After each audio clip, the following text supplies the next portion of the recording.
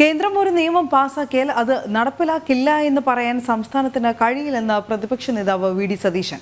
സംസ്ഥാനത്ത് CAA-ക്കെതിരെ നടന്ന പ്രക്ഷോഭത്തിൽ 835 കേസുകളാണ് എടുത്തത്. അതിൽ 63 എണ്ണം മാത്രമാണ് പിൻവലിച്ചത്. മുഖ്യമന്ത്രിക്കും CPM-നും ഒപ്പം ഒരു പ്രതിഷേധത്തിനും UDF ഇല്ലെന്നും സതീശൻ വ്യക്തമാക്കി. അസഹിഷ്ണുതയുടെ പര്യായമാണ് മുഖ്യമന്ത്രി പിണറായി വിജയനെന്നും വി ഡി സതീശൻ ആരോപിച്ചു. CAA നിയമം പാർലമെൻറ്റ് പാസ്സാക്കുന്ന സമയത്ത് കോൺഗ്രസ് MP-മാർ കോൺഗ്രസ് പ്രസിഡൻറ്റിൻ്റെ കൂടെ ഇരുന്ന് വിരുന്ന് കഴിക്കുകയായിരുന്നു.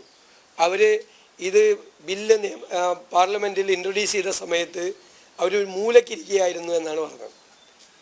പാർലമെൻറ്റിൽ അതിശക്തമായിട്ടാണ് കോൺഗ്രസ്, കേരളത്തിലെ MP-മാരടക്കം CAA നിയമത്തെ എതിർത്തത്.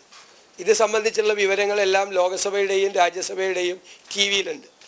CAA-ക്കെതിരായിട്ട് 2019 എടുത്തത് 835 കേസാണ്.